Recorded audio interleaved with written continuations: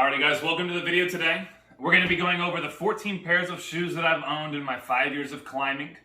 We're going to be comparing the pros and cons of each of the shoes and kind of finding which shoe is fine-tuned to fit your style in particular. Now, from all the shoes, we're going to be viewing it from a lens of an indoor boulderer and an indoor kind of compy style climber. Now, I mainly climb overhang, board climbing, spray wall, things like that. So small holds, accurate foot placement, and lots of tension through the feet, okay? We'll also be talking about each shoe from a slab perspective and a competition climbing perspective as well, okay? So let's jump into it. The first pair of shoes that we have, the first pair that I started with, are the 510 Rogues. Now, these are the only 510 shoes I've ever owned, so I won't speak too much on the company. I don't have too much experience. I've heard good things about their shoes. And it's no different with this one. So obviously a beginner shoe right here.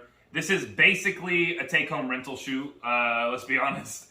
But the pluses of this shoe, especially for a beginner, are the heel, the toe, and the edge of the foot are completely covered in rubber. So that way, while you're learning how to do the footwork, you can smear from any side of your foot. Your footwork can be a little more sloppy, and you can still catch it until you get that experience to move up to another shoe.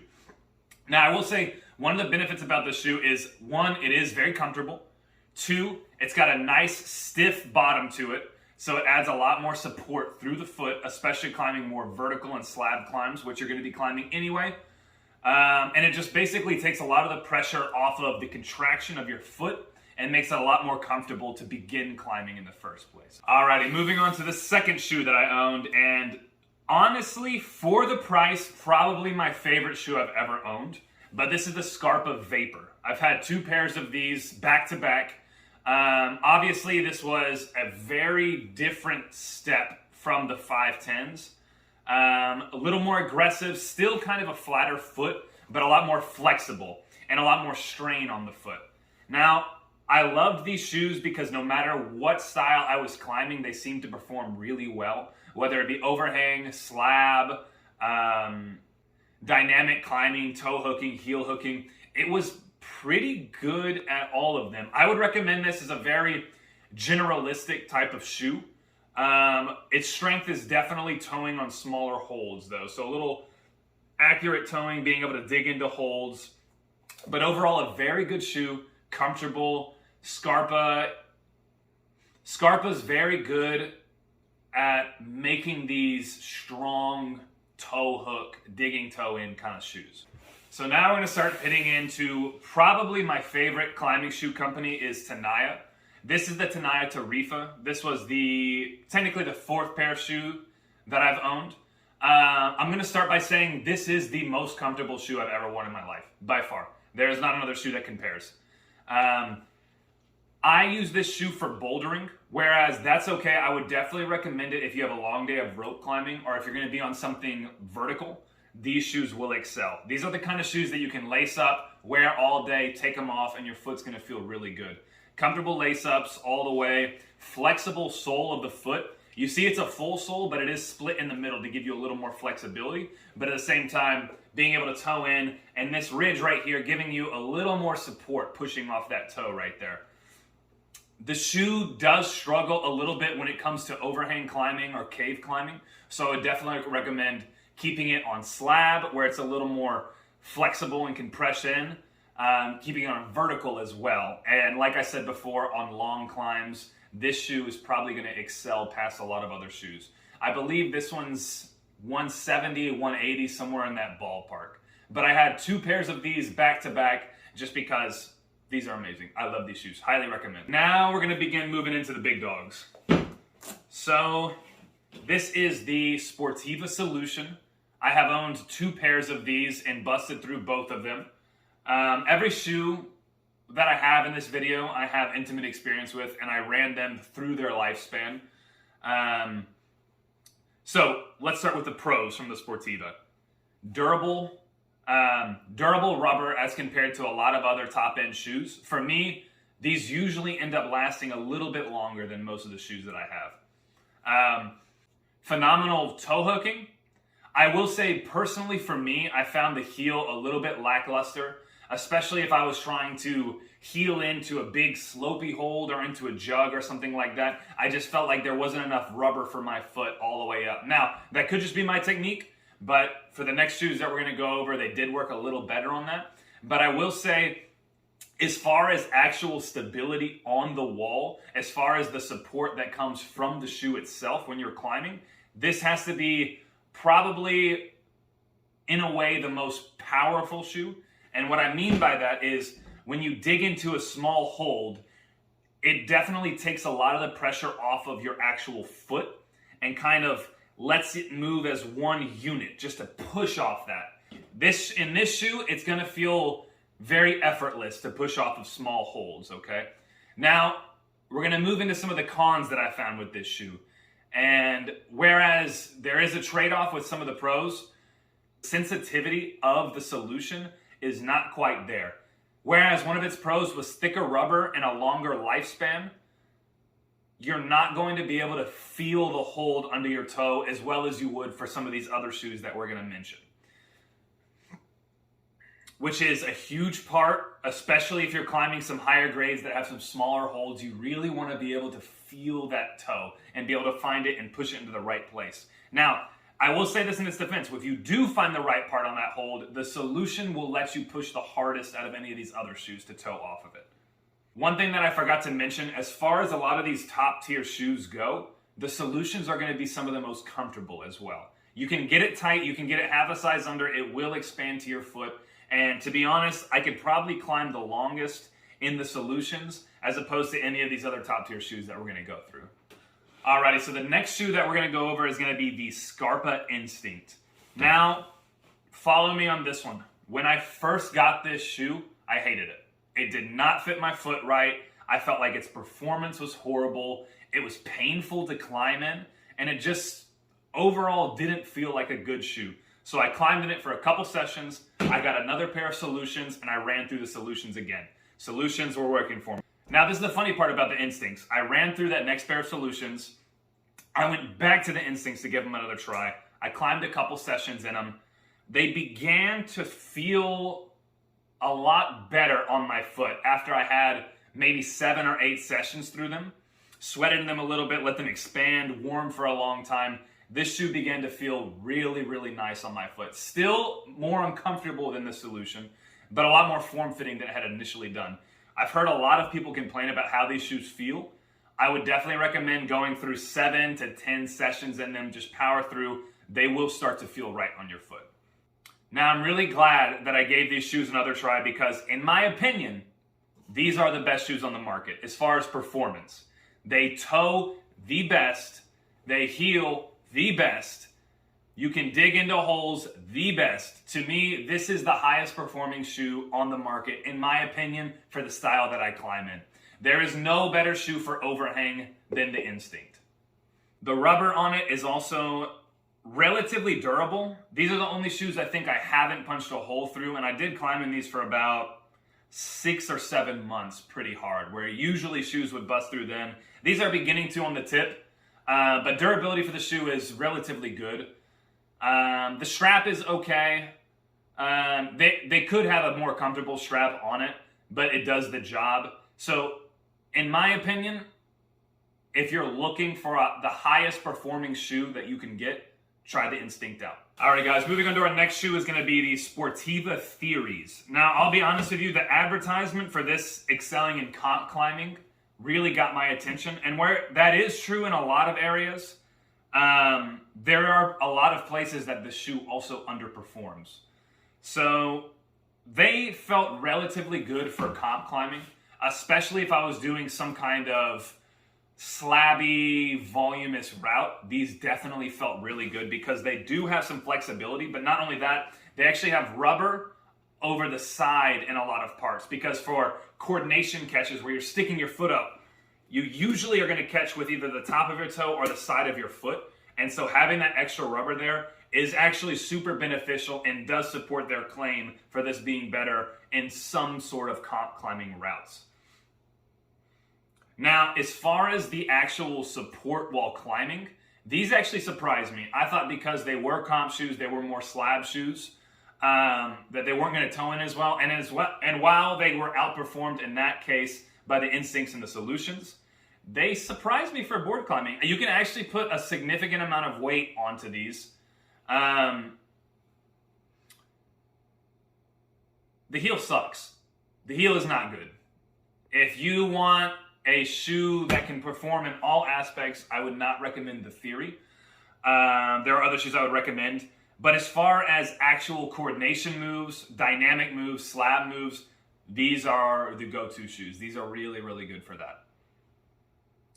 Something else that these shoes actually are extremely well in that surprised me is not necessarily overhang climbing, but actual cave climbing. So if you're on the ceiling of a route, when it comes to bicycling into holds, these are the best shoes I've actually owned, which kind of blows my mind a little bit. You can wrap around holes with both feet and bicycle in better than any other shoe that I've ever owned. Give these a try if that's your style. As far as the comfort level goes, they're okay. You can definitely wear them for a good amount of time, and they are actually pretty durable. The rubber's pretty thick. I think they do that because they know on a lot of these coordination moves, you're going to be slamming your foot into the wall. So it's good to have that little extra protection if you're just doing it over and over and over again. But yeah, I would recommend these shoes if you're a big fan of volume slab climbs or big coordination moves. Our next shoe is going to be the Tenaya Mastia. Not a lot of bad things I can say about this shoe. This is a very well-rounded shoe. In my opinion, this feels almost exactly like if you were to take the Scarpa Instinct and the Sportiva Solution and put them together into a shoe. This has good sensitivity, good durability, good toe hooking, good heel hooking. It's comfortable. Now, that's one thing that Tenaya kills. Every single Tenaya shoe I've had, no matter how tight it is, has felt good on my foot. And that just might be my foot. But if you're looking for a comfortable shoe, I would go Tenaya. I would try it on, feel it out. They have always come through with me in the comfort department. And performance-wise, a lot of the shoes I've had, a majority of the shoes I've had have been Tenaya. These perform well in comp climbing as well. I do wish maybe they had a little bit more rubber on the side here, but that's being kind of nitpicky. And it'd be nice to have a rubber that goes all the way up the heel. But as far as that goes, there's really not a lot I can say poor about this shoe. There's nothing that sticks out that's just blatantly bad about this shoe. Maybe the strap, it's very similar to the Instinct where it's just a single thick Velcro strap across. But I mean, other than that, this is a very, very solid shoe. Another generalistic shoe. If you're just an all-around climber, I would highly, highly recommend the Mastia. One of my favorite shoes. So one of the last shoes we're going to talk about is also Tenaya. This is the Indalo. This is kind of like their flagship shoe right here. Aesthetically, I really like it. I do wish it came in different colors, but I mean, again, that's being really nitpicky. I don't really care. The strap is extremely comfortable, similar to the Solution. It has kind of like the double strap into the Velcro, which is really nice. Another comfortable shoe. I will say this one is probably not going to be as good at comp climbing. This is probably a more traditional rock climbing shoe right here. Definitely an overhang shoe, definitely cave climbing. It performs well on slab and vertical, but it's definitely not the strength of the shoe. The toe hooking is really nice. The heel is one of the best in the game as well. I really like the heel on the Indalo, and also it's a lot of thickness too. So you don't really need a whole lot of sensitivity when you're heel hooking as compared to toeing in. So it does like on the sensitivity department a little bit, but the durability lets me able to put it in, even if it's a painful heel, and kind of dig it in a little better, and that rubber will protect me from bending too much. Good flexibility. Again, with a lot of these top tier shoes, you're not going to have too much stability because it's kind of a spectrum. The more stability that you have, the less flexibility you're going to have. But by the time that you're climbing in shoes like this, your feet are going to be accustomed enough to wear shoes like this, and the sacrifice of stability to flexibility is going to be worth it. What flexibility does is allow you to bend your foot how you need to be able to heel hook, toe hook, push off a little bit better. But yeah, again, not too many bad things I can say about this. I would relate this shoe closely to the Instinct, to be honest. This would be a little more near the Instinct than the Solution, in my opinion. Definitely a little more comfortable than the Instinct, but overall a very well-performing shoe. So there were two pairs of shoes that I don't have currently, just because when they tore through, I must have been somewhere where I was traveling, so I threw them away. But I did have two pairs of the Sportiva TS Edge Pro. And like I said, I'm an indoor climber, so I wasn't really able to test these shoes out as well as I could have, because these shoes are definitely, and you can feel it when you put it on, they're very stiff, strong shoes, very durable shoes. Lace up, extremely comfortable, one of Sportiva's most comfortable shoes that I've had. I had two pairs within 2 years, so that's a testament to their durability. I would definitely say that these shoes are for long vertical climbs and crack climbing. These seem like they would perform exquisitely in crack climbing, something that I'm not very proficient in. I haven't tried too much, so I'm not going to give out too much information about that besides how I felt on indoor bouldering. But overall, they're not bad for indoor climbing. At the time, I was still beginning, so I think in my head I saw an expensive shoe and I thought, this is going to work out well, let me get this. They performed well indoors. But you could tell wearing them that was not their forte, that they were designed for something else. So I would definitely recommend these shoes if you're looking for an all-day shoe, if you climb long vertical sport climbing routes, or if you're climbing crack as well. And the final shoe that I do not have here with me is the Scarpa Drago. Now, there's a lot I can say about this shoe, but I'm going to start off saying, as far as indoor climbing goes, these are absolutely some of my favorite shoes, without a doubt. If I were to compete, these are the shoes that I would choose. They are extremely flexible. They are extremely aggressive as well. Relatively comfortable. I wouldn't put them in the comfort category. These are definitely made to be performance shoes solely. And they are covered in a lot of rubber as well. So kind of no matter how you throw your foot into a hold, there's going to be something to stick it into there. Now I will say a pro and a con of this shoe is extreme aggressiveness and its extreme flexibility. So you're really not going to have much support under your foot from these shoes. And out of all the shoes I've owned, these have definitely been the most aggressive. When you put your foot into them, when you can finally squeeze your foot into this shoe, your foot is locked into a hook. But overall, this shoe performs extremely well inside. I never tested these outside, but these definitely seem like indoor compy style shoes. You can really press down on the toe. But these seem to excel probably even more than the Theories in volume climbing. So actual more popular competition style climbing, in my opinion, from the shoes that I've owned, the Dragos are going to be your best bet for that style. When you step on a volume, there's so much rubber and it's so sensitive. That's another thing that I forgot to say about the Drago. The sensitivity is more than any shoe I've ever had as well, which also, as we've seen before, plays into the cons, which means this shoe is going to tear up quickly. Out of all the shoes I had, I think 3 or 4 months, the Dragos were already splitting at the toes. So I would say definitely use these shoes for very specific situations. Unless you're just loaded with cash, I wouldn't recommend these as your normal shoe just because you probably are going to tear through them pretty quickly. But overall, an extremely well-performing shoe. So all in all, my opinions over the climbing shoes and the climbing companies are the Scarpa Instinct is number 1. The Scarpa Dragos are number 2. And then the Tenaya Mastias are going to be number 3.